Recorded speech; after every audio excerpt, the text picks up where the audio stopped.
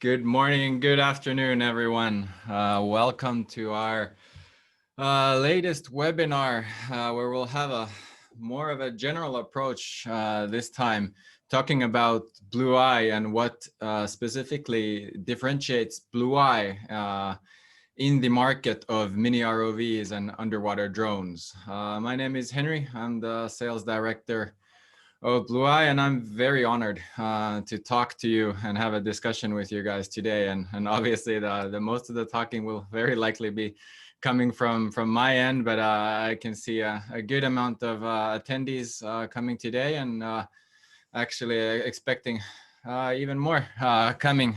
Probably take a few minutes for people to join, and good to see. I'm looking at the list who's here. Some familiar faces and names. Welcome, Dustin, Jan, Ronald, Santiago, Stefan, Thomas. Great to have all of you here with me today. And as always, remember to use the question and answer and chat functions in this webinar. So specifically today, as I'm talking about the market in general, and also sharing my view of Blueye, I really invite challenging views and any comments of where you are and why did you attend this webinar and what are you looking for. So hopefully can have some sort of discussion coming towards the end of this webinar. So please use the chat and the questions. I'll do my best to respond today, and just write a short line of who you are and why did you attend. So maybe there's a good chance I can transform my pitch today towards all of you attendees. So without further ado, let's get to the topic of today.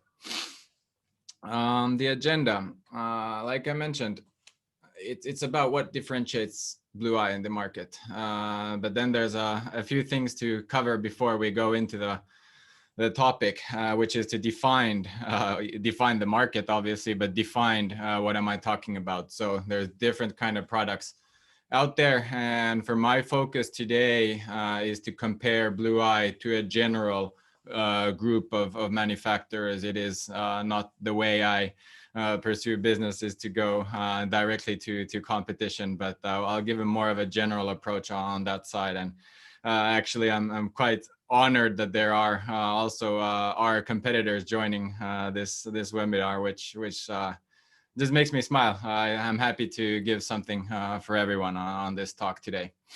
After that, I'll go through the buyer's perspective and how I picture what the buyer's perspective is, and how it is to do online research, because to be honest, in these days, that's where most of the research happens when you are purchasing a unit such as ours. So what kind of struggles do I see buyers having, and what are my tips for people considering purchasing their first unit or second unit or such?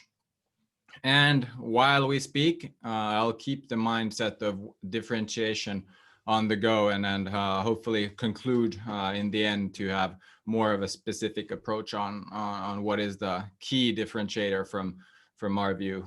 And again, we have approximately 30 to 40 minutes of what I have been planning to talk. This is always a scratch on the surface, and I want to leave time for questions as well. So just keep them going, and we have time to go through these things later as well. So let's see what we managed to achieve today.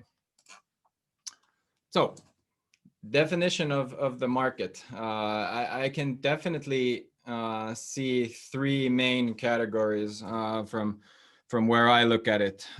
There is the cheaper, more affordable sector, which I would say that the price range is roughly from hundreds of US dollars to a few thousand of US dollars. What is very common in that category is that these units are really small.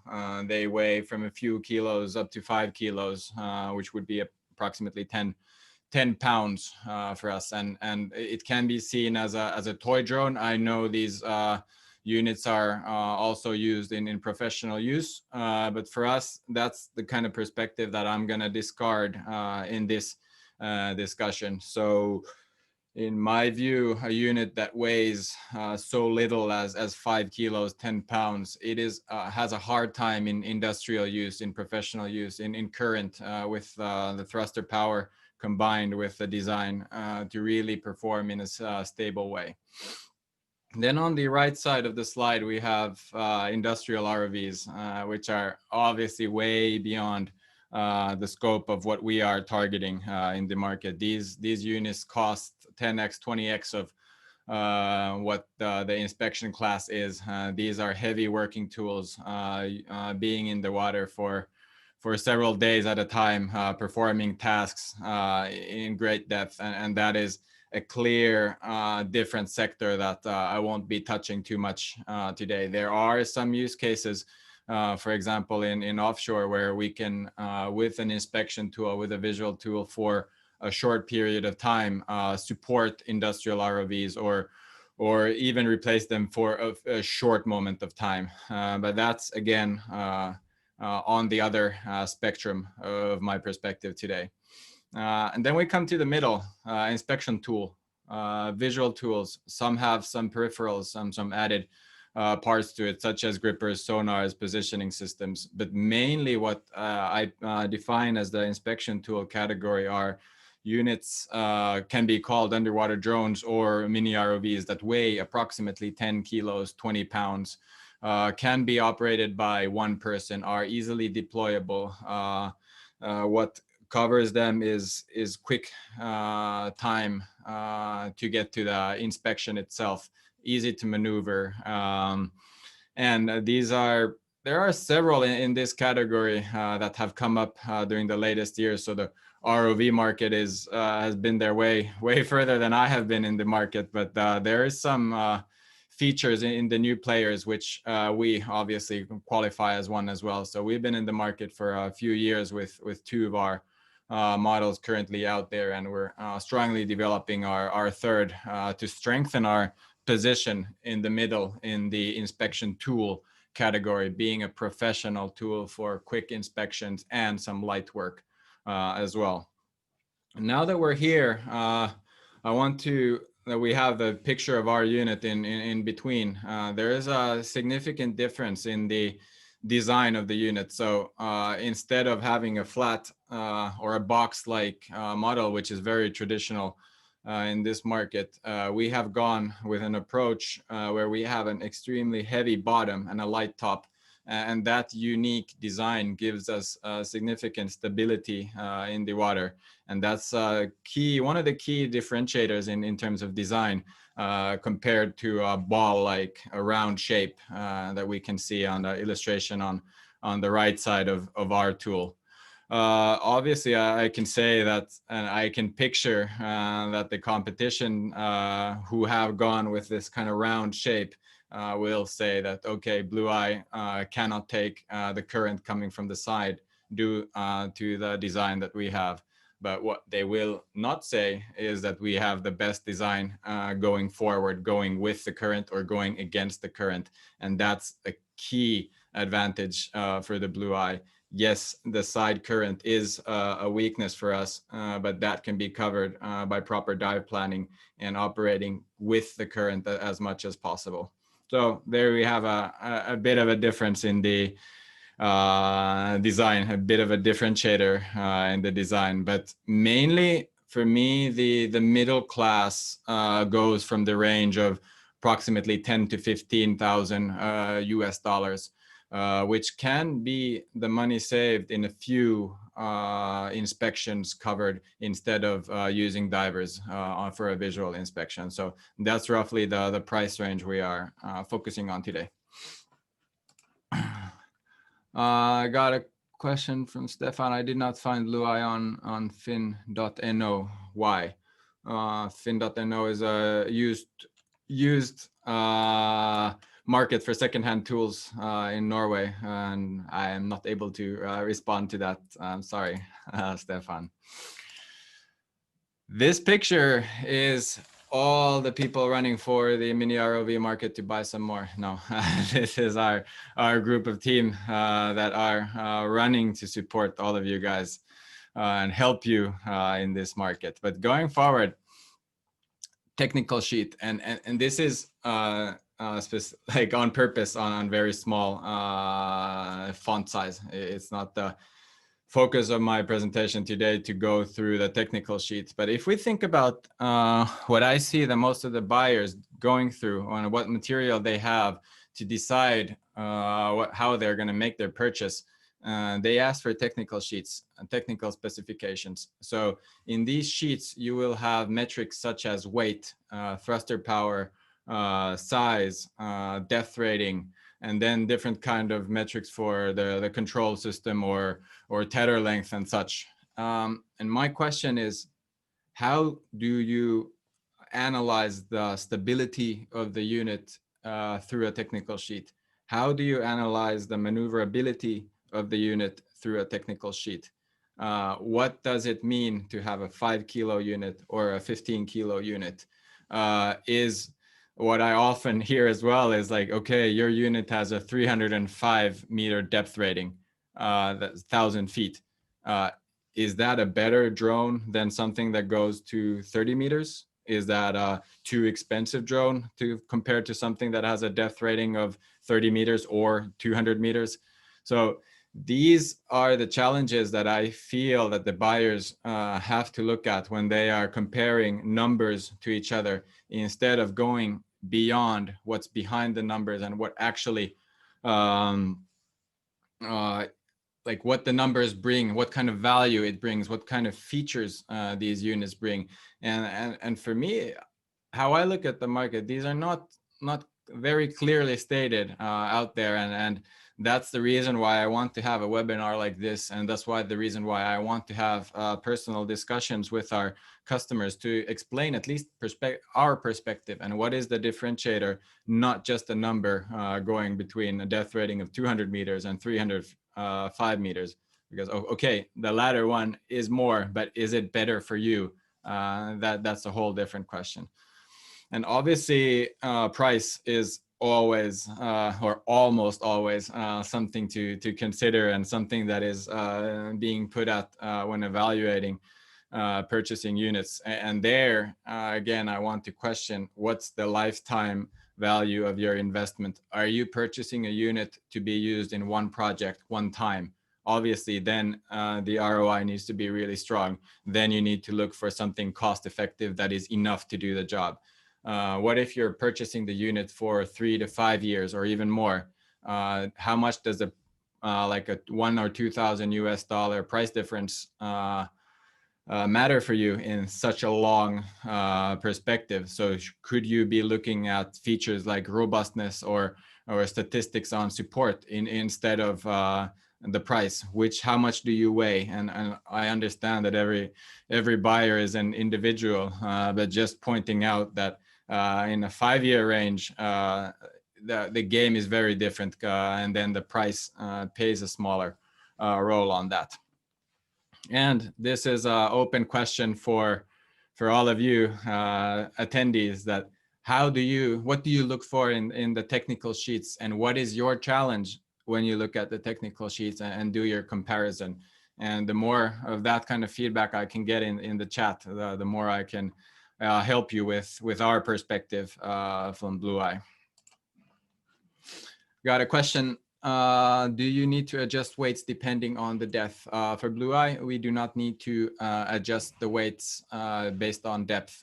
We adjust weights based on the salinity. So depending on if you are diving in freshwater or salt water or a mixed water, we have ballast weights to balance it out on that way. But in terms of depth, whether you are in 1 meter or 304 meters, it does not need to be adjusted.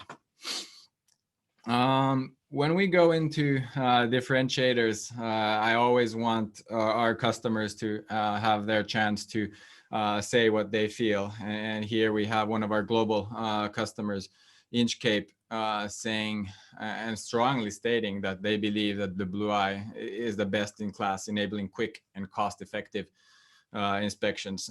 This is a comment and a reference that I value a lot, because they actually tried 8 different drones or ROVs before they made a decision on to go on a global rollout. And currently they operate in 8 different ports around the world. Going more into features in this way, for how I see it, when you're talking with an inspection tool, basically you are looking at producing video material, image material, and what matters the most when you want to get a high quality video or an image.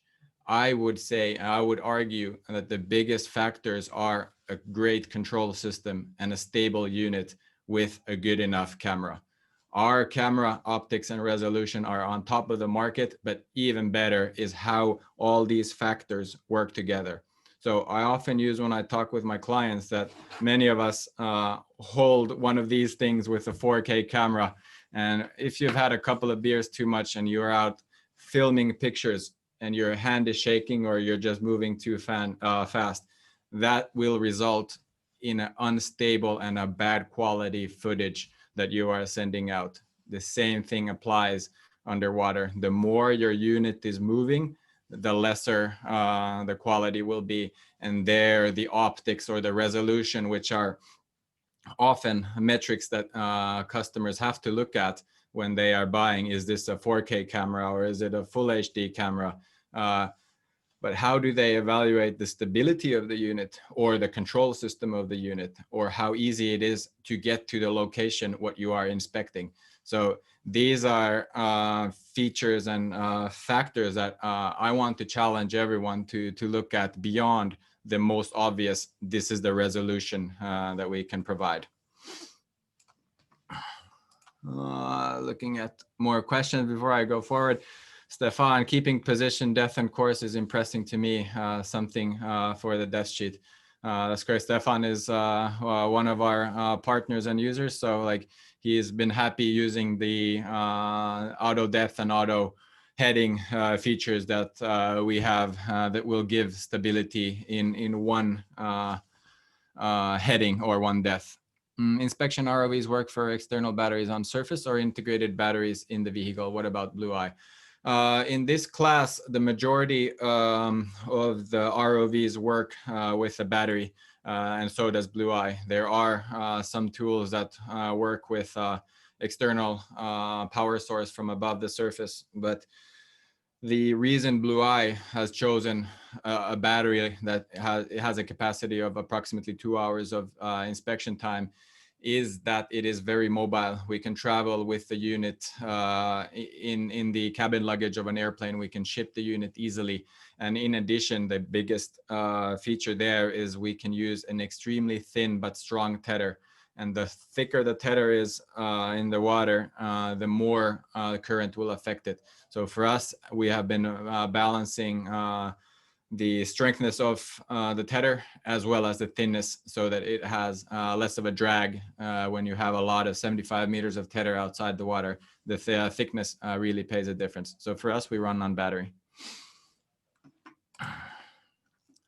All right, Dustin's asking about auto depth, auto heading, stabilization, how they compare to the market. I'll go through that a bit towards the end of the presentation. Great question, Dustin. Thank you for that. Another example is coming, a recent quote from one of our aquaculture fish farmer users. And again, they are comparing us to industrial ROVs in this quote, and they are praising the steady position and workable in very challenging weather conditions. And in aquaculture, they have the saying that what can be broken will be broken, and that's something we have been proud to show wrong, that these units do not break. Some accessories such as tethers, controllers, yes, surface units, they do wear out, but the drones, the units itself have not been broken by use, which is something, it's a strong value for us. And going back to robustness and lifetime of the unit, we are talking about our customers investing with a 3 to 5 year purchasing plan for these companies that need to make a purchasing plan. And that's the kind of lifetime expectancy that we can offer. Our drones are lowered down from the vessel's decks. Our drones are used by fish farmers on a daily basis, and we have great results of durability and robustness. And just to point out something from the market, what does it say from a vendor who has a feature request from their users of having a leak detection system? That's something that nobody has ever mentioned to Blueye, because we don't have leaks in our units. We have approximately 800 units out there in the market in all different industries, and we are extremely proud that we do not need to use pressure testing when we're changing the battery. So for us, it's really drop and dive kind of approach. And also to show the robustness, the 305 meter depth rating of our Blueye Pro. Most of our customers don't dive that deep, but that gives you security that you could go that deep every day and keeping the drone still working and at the best shape. In addition, we have put a lot of emphasis in certifying our units. So we do have a CE and FCC certification for our units, which means that it is legal to sell these kind of products in Europe, for example, and they are safe to use. And that has been a strong basis for us, that we produce quality products that last for a lifetime, that are also a sustainable solution rather than throwing something cheap and then buying a new one the next month. Last quote for today, coming from Technip FMC. Their chief engineer, Archie, is one of their users that actually uses the drone quite frequently to do their vessel inspections and looking at propellers and thrusters. And for him, going with Blueye, easy to use, is a key factor. And that is something that I'm 100% sure that 10 out of 10 mini ROV salespeople will say that their unit is easy to use. How do you know if it's that? In these days, if you can't try the unit, how do you know what is easy to use? And I will ask you to challenge a salesperson always to explain what does easy to use. For us, it means we use a controller that many people are comfortable with using. It is a gaming controller. We use a mobile phone or a mobile device to use an application to view and control the unit that people are very familiar on using, compared to a PC where you have to wait for Windows to open for a moment. The mobile app works fairly well and in a reliable matter. We can show through video material on our tutorials how quick it is to deploy the unit. So even a first-time user will be making a successful inspection. We have a first engineer for a vessel performing an annual inspection for a governmental authority, having it approved with the first time he used our unit. So that is my reference for what easy to use means, that anyone can deploy it, but only professionals will get the best results in the hardest conditions. But the fact of, I want to dive now, to the moment that you are diving, if you are at location, it shouldn't take longer than a few minutes. And obviously the unit needs to hold still when you are diving. One of the last pointers before I'll show some practical examples, like I mentioned, we have chosen to go with a mobile platform. This means that our hardware unit, the mini ROV, the drone itself, runs on an Android or iOS mobile application. This is a strategic choice for us, that we have hired internal software developers, and we have a strategy that we're putting forward in bringing software features. Software features are extremely quick to deploy. We update our software within a few months at a time, bringing obviously bug fixes as well, but mostly new features that come from our customers, come from our users, that will help controlling, help bring more intuitive in the usage. Bringing features like additional buddy app that can help you spectate, bring your manager there to look at his larger iPad without controlling. And these are features that we can provide for all of our customers who have already purchased the unit, so that they don't have to update the whole thing. We can bring features through software, and that is a key differentiator in my opinion.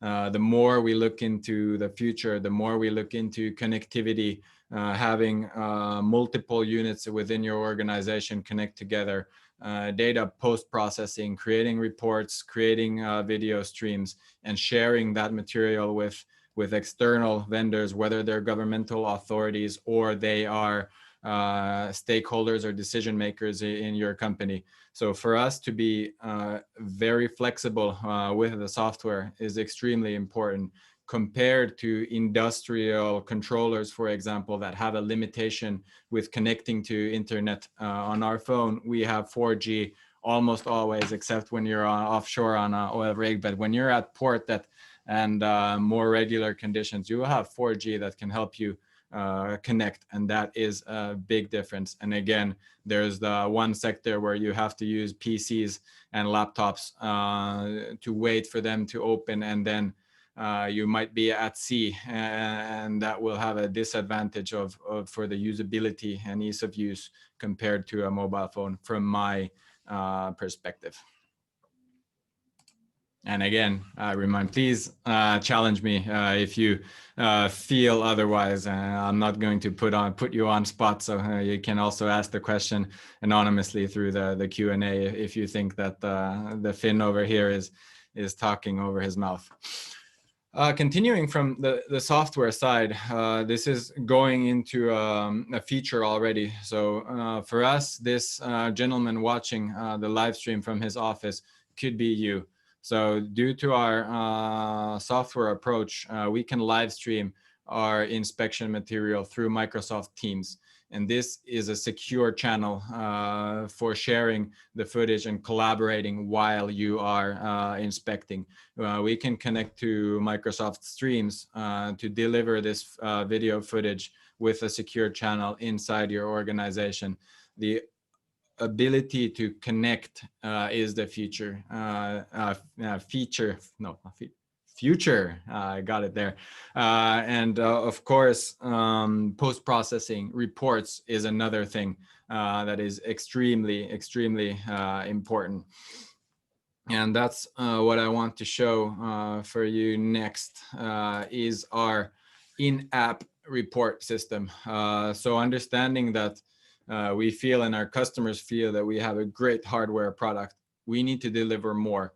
And the app, in-app reporting that we launched a few months ago before the summer is obviously a 1.0 version, but showing the strategy that Blueye is going towards, to understanding that these professional surveyors, they always need to report what they did. They always need to show the results below the surface to an external decision maker and our external authority. And like all of us, we don't have the time and ability or the will to work more and create manual reports. There's so many different kind of report platforms that I've seen during the past few years, but here is a easily customizable report showing basic dive information from the dive. And here we're looking at a pipe inspection close to our office. And the way this has been produced is that the surveyor took images that he found with his own expertise interesting, and then chose them from the dive to create an external Word or PDF document, and then making markings to the pictures to showcase the person who is reading this. Currently, it is me, saying that, okay, need to check these bolts the next year, or the flow direction was going this way, to give that manual help for the person who is reading the report, for them to also understand what was happening there. And obviously, if this was a live stream approach, everyone could be discussing, which would help being focused in what we're inspecting.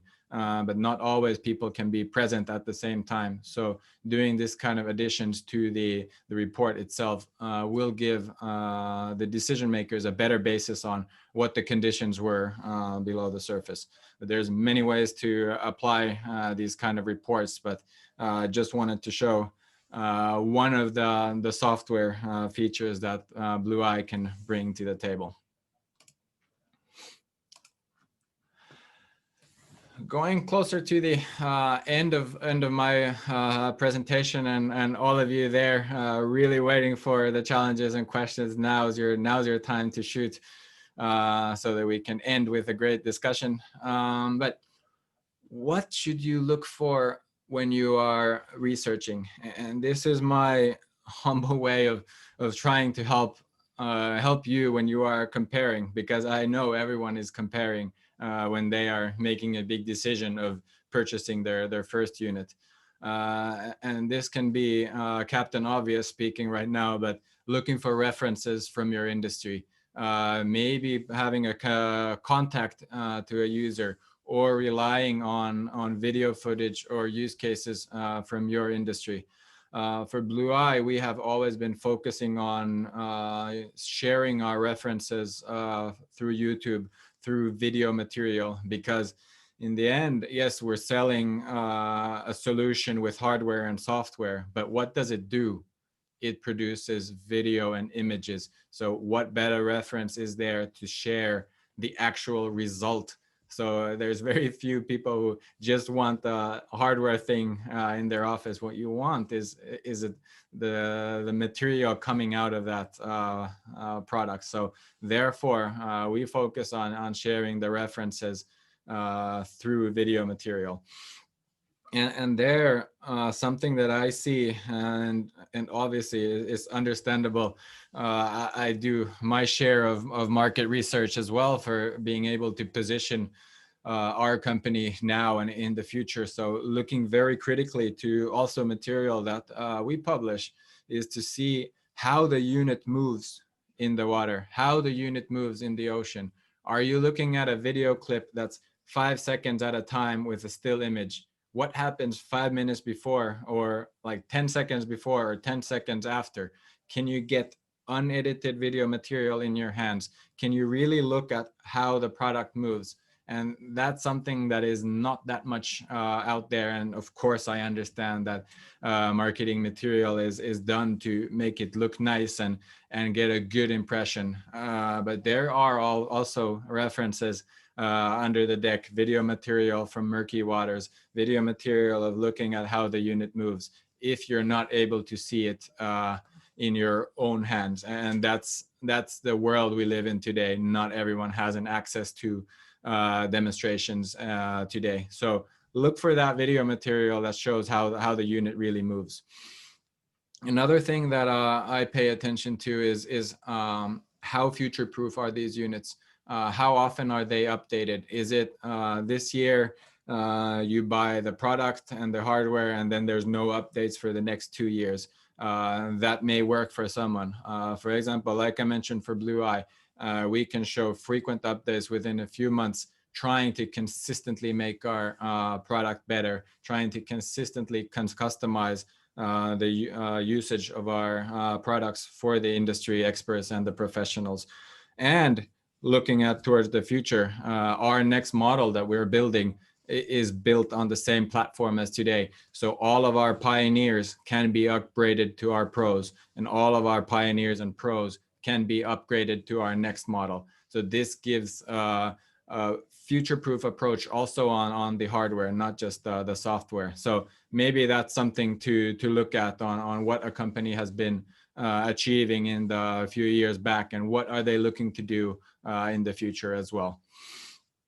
Another factor is delivery times, and that's something that in these days where the world is crazy with the pandemic, what kind of delivery time can companies offer? How do they do their manufacturing?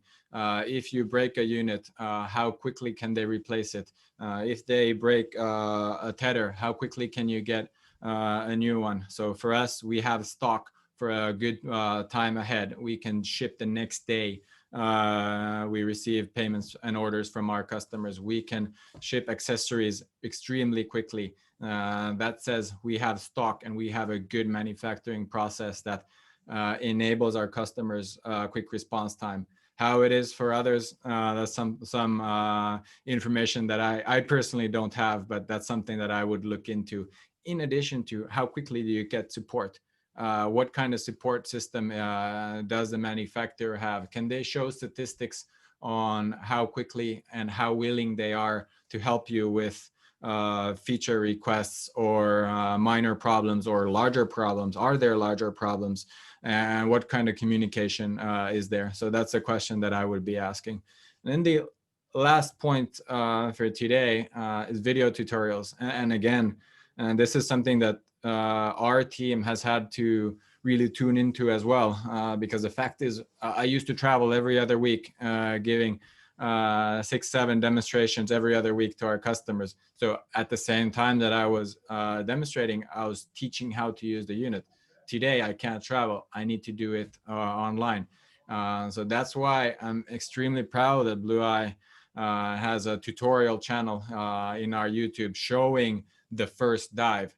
And if you're going into the mindset that you're purchasing a unit, why not look at that first dive video before you make the choice? That will give you a view of how to turn it on, what kind of different components are there, what does the software look like, and how does the unit move in the water as the company is showing the first dive. So when I purchased my first aerial drone, that's where I went to. I went to look at the video material. How will I become a professional, or how will be not a professional at all, but how will I be a good user for this? And that's a strong factor. How I made my decision is what kind of support were there before I made the investment. Rutger asking a question. Thank you, from the Netherlands. Would it be possible in the future to add text annotation in the image or live video? During inspections, it would be great to add this text annotation during recording. It's a great question. And the answer is yes, it would be possible, and that is a well-known request from our side, and we are really working hard to develop this, and that goes hand in hand with our focus on post-processing strategy. So the first steps for us has been creating the platform for the report, so that there is actually a platform to share this annotation. There's a platform to share this video footage and images. And the next step is to start working on how to do it. And for our perspective, it's we deal with 40 different countries in the world in a dozen at least different industries, and how to create a very user-friendly app that's not shot into different kind of features in the screen, how to keep it so it's nice for everyone, but then also providing value such as pointing out interesting subjects while you are inspecting. So cannot give you a perfect date on something like that, but I have heard this request before, and this request is put into action on our side, and I definitely agree that this is extremely important going forward. But on the safe side, if you think about releasing a feature like this, it does not require anything from the user. This is a good example of something that our great software team can develop and push to all our existing users, whether they bought 2 years ago or they're going to buy next week. So this is something we can help everyone. Thank you for the question, Rutger. Sometime Dustin was asking on can I speak about auto heading, auto def, camera stabilization? How do those compare to the competitors in the market? My experience, I've tried like 5-6 different units in the market in addition to ours. So what I see often, there's a bit of a two approach. There's the lock approach, which we don't have. And the lock means that you have a heading based on a compass, or you have a depth based on the pressure sensor. and then you press a button to lock it there, and that holds the ROV or the mini drone ROV at that spot. And that means you don't control at the same time, and it will hold relative to the current compared to the design of your unit and compared to the thruster power of the unit. And that, I would say, is at least the older units work like that there's a lock for that. And our approach with Blueye is having an auto heading and auto depth function, which is turned on always. So our users always have it on. So what it does is when you are not controlling, when you are not moving, the unit is still, the unit is locked towards that heading or that depth. But the moment you use your controller to go left or right, up and down, the unit moves. So how this is perceived in practice, it is like an auto assistant. It's assisting your movement. So the moment you stop using it, the controlling, it will hold still. And this gives a lot of stability for the unit while you are inspecting. And again, all of these units work in a way that is always relative to the current and is always relative to the design and the power of how still they are. But the thrusters, for us, the thrusters will always keep working as much as they can to do its best to hold the current position. So even in heavy current, the unit is doing everything it can to hold that position. And then you can assist that with using a turbo boost, for example. And for camera stabilization, for us, the core is the design of the unit. So if I go through the next page so you can see the unit itself. So the most stable part of the unit is the camera itself by design, because it has a heavy bottom and a light top. So when it moves like a pendulum in current, the camera will always be the most stable part, which is a design feature.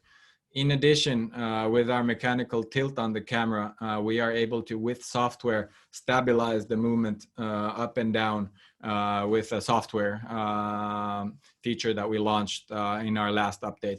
And so that helps on that direction as well. So it's a combination, for us, it's a combination of design and software and using a mechanical tilt instead of, for example, a pan of tilting the whole unit itself.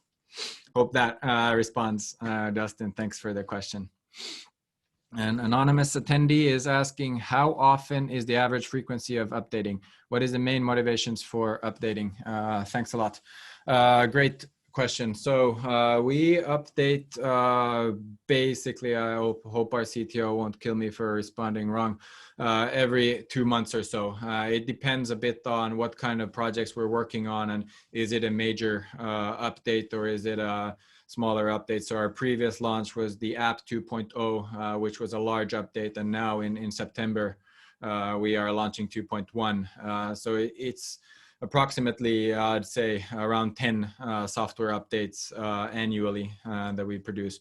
The main motivation is to create the best inspection tool for our customers and our future customers. So we're always looking at usability, ease of use, and bringing up new features that can be deployed.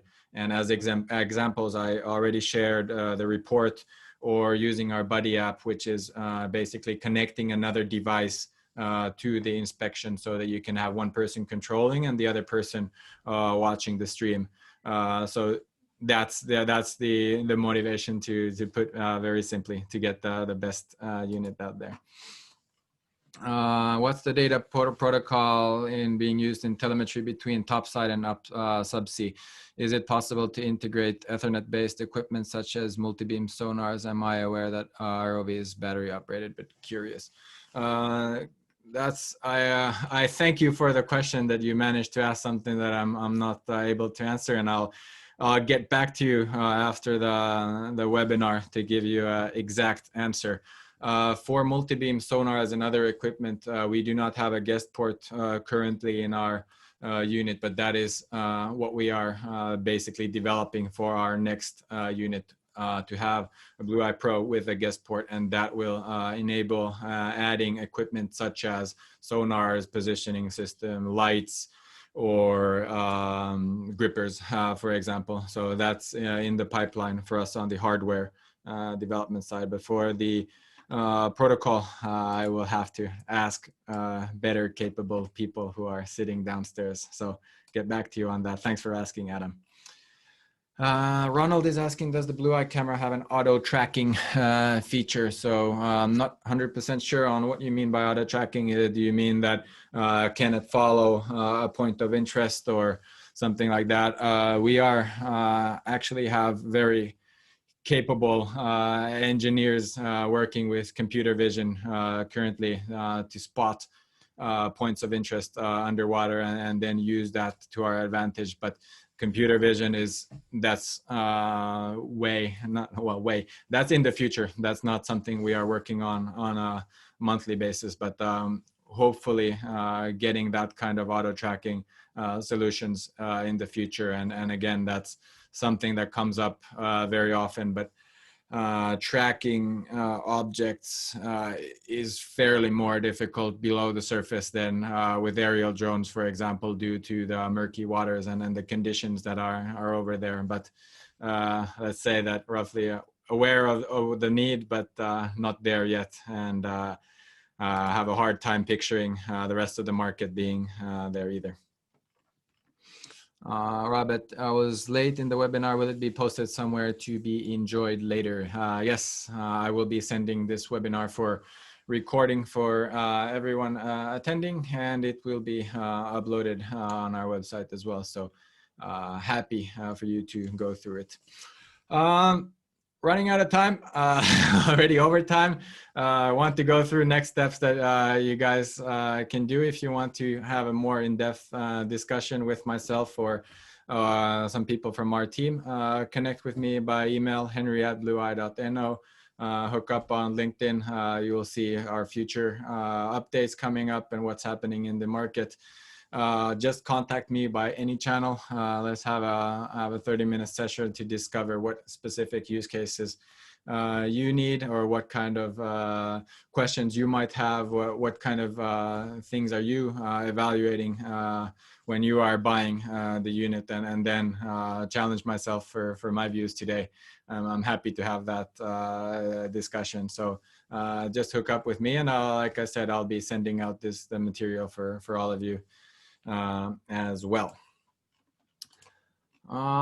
Looking to see if there's questions. If there's anything at all, feel free to ask. I still have a few minutes before I jump into my daily tasks, and but if not, great amount of people today. Thank you for joining. Next week, I'll be having a webinar, or the week after, my bad for not remember. The next webinar will be challenging the status quo of inspections.